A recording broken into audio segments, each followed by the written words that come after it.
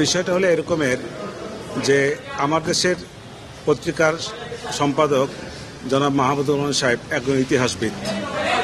একজন ইতিহাসবিদ হিসাবে উনি এই পুরো জবানবন্দিটা একটি ইতিহাসের মতো করে বর্ণনা করেছেন।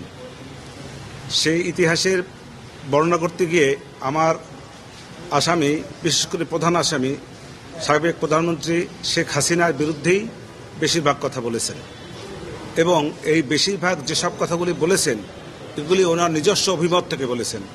আমি সেই প্রত্যেকটা কথারই আমি ডিনায়াল নিয়েছি। উনি অস্বীকার, আমি বলেছি যে আপনি যে বক্তব্যগুলো দিয়েছেন এই বক্তব্যগুলো সঠিক নয়। আমি প্রত্যেকটা কথা ডিনায়াল নিয়েছি এবং ডিনায়ালটা উনি অস্বীকার করেছেন। এছাড়া উনি তো কোনো কিছু দেখেন নাই, উনি উপস্থিত ছিলেন না, ফলে উনি দেখা সাক্ষী না এবং উপস্থিত সাক্ষীও না। উনি বিভিন্ন বইয়ের রেফারেন্স দিয়েছেন, আমি সেই বইয়ের কথা বলেছি, সে কথা এটা ওনার নিজস্ব অভিমত এবং নিজস্ব বক্তব্য। আর একটা কথা বলেছি, শেখ হাসিনা এবং শেখ হাসিনার সরকারের প্রতি ওনার একটি বিরূপ মনোভাব আছে। ওনার বিরুদ্ধে তৎকালীন সময়ে মামলা হয়েছে, উনি হাজত খেটেছেন।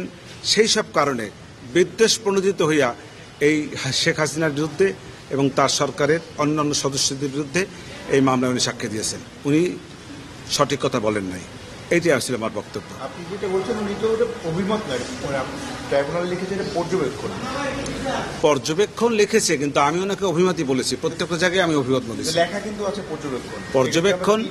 পর্যবেক্ষণ উনি বলেছে যে অভিমত না, এটা আমার পর্যবেক্ষণ। তো ওনার ব্যক্তিগত পর্যবেক্ষণ কোনো একজন ব্যক্তির ব্যক্তিগত পর্যবেক্ষণ, সেটি তো মানে বিচারের বেলায় প্রযোজ্য হবে না। হ্যাঁ, পিএইচডি করেছে, থিসিস করেছে, সেই পিএইচডি থিসিস সেটা কি আজকের এই আদালতের বেলায় প্রযোজ্য? সেটাকে উনি সাবমিট করেছেন? উনি সাবমিট করেন নাই। এবং এই পিএইচডি হইলেই সেই পিএইচডি যে সবসময় সঠিক হবে তা তো নাও হইতে পারে।